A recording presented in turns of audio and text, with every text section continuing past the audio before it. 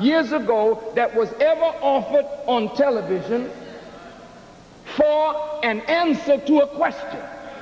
Why 64? Why not 65? Why not 63? Why not 70? It was because the wise scientists knew that they had hidden the secret of what transformed you from a great African builder of civilization to the degenerate human being that we were made. There was 64 years of hidden history that is kept in secret lodges in America. The Masons and the Shriners, I'm speaking of the white ones now. And the black ones have a sign of it, but they don't understand it. I want you to listen to me. I'm going to move quickly, and I don't have a lot of time, but I want you to understand every word that your brother is saying. Listen now. In the Masons and Shriners, they talk about a man who was a master architect. His name was Hiram Abiff. Hiram, having the blueprint of how to build the temple in his head,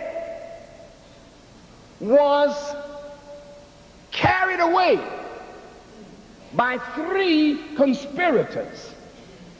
There were 15 in a conspiracy against the man that had the blueprint, the master architect.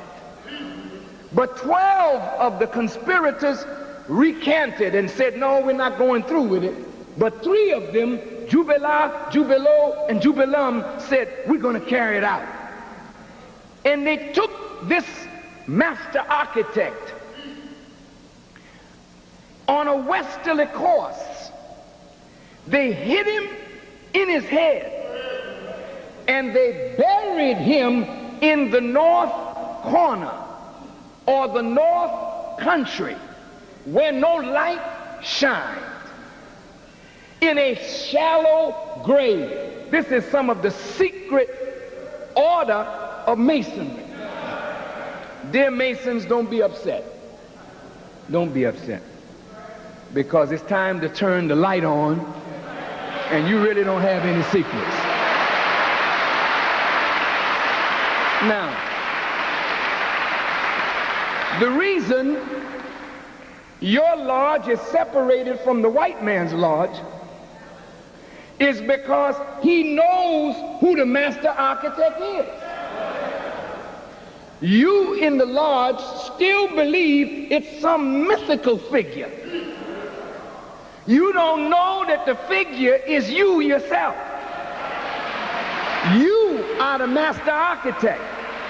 This is why Jesus said the kingdom of God is within you. It's in you. It's in your nature. If you free the black man and let him go, he'll build the kingdom of God on earth if you free him and let him go.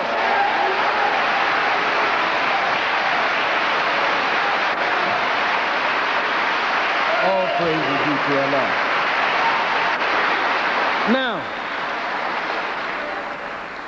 when they hit him in his head,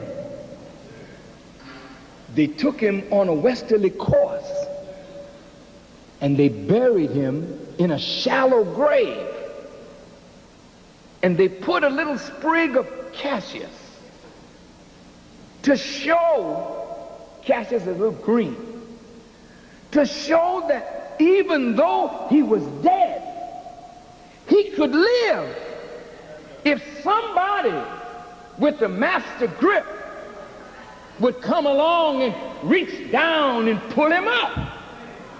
So if you want to keep him dead, you have to keep the one with the master grip away from Hiram's grave.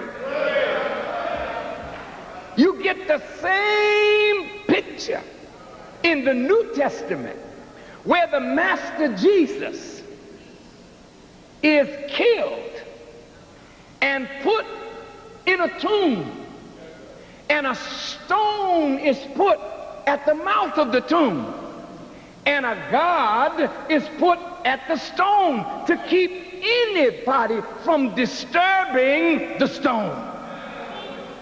But the guards fell asleep, and an angel came and rolled the stone away, and when they looked, the grave was empty.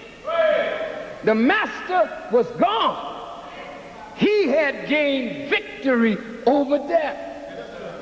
Well, if the aim of the world is to kill the messenger of God, and the aim of the Jews in the time of Jesus was to kill Jesus, and the aim of Pharaoh in the time of Moses was to kill Moses, then what will the aim of the government of America be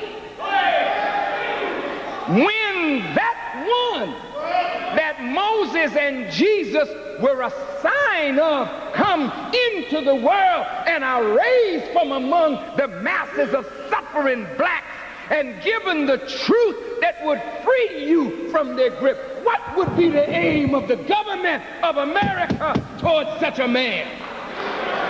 Talk to me. You that love your enemy, talk to me. They thought Martin King was that man. And while Martin Luther King was sitting down with John Kennedy and Lyndon Baines Johnson, they were plotting his death.